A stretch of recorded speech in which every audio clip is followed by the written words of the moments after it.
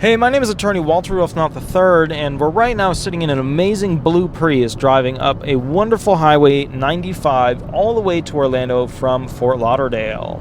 We have the new year coming up. We just did Christmas. It was awesome, and now we're going to be going ahead and doing some more work up in Orlando. All right, so let's talk about the next clause we're going to talk about on fee agreements. The next clause that I'm going to be talking about, the prior rep. All right, prior representatives clause on Social Security disability fee agreements. What do you need to know? Very simple.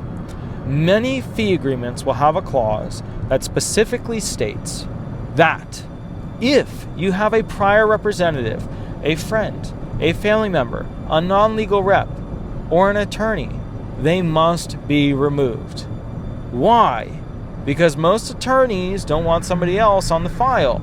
Now, when it comes to non-legal reps or basically, family or friends, attorneys get worried.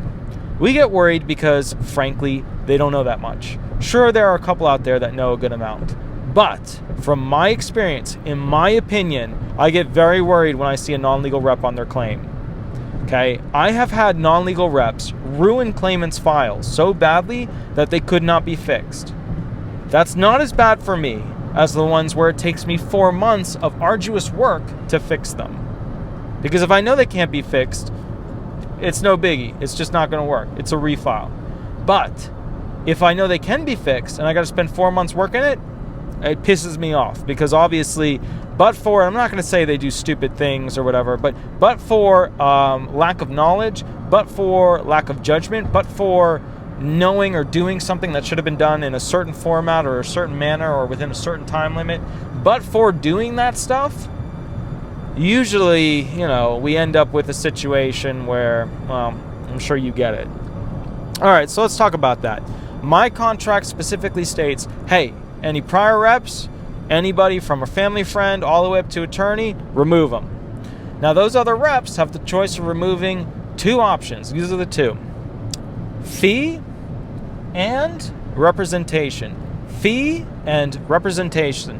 Most of the people out there say, hey, I'll go ahead and pull back on representation. No problem, no issue, right? However, for fee, many of them won't withdraw. They'll still want to hold on to that file and try and squeeze as much money out of it as possible.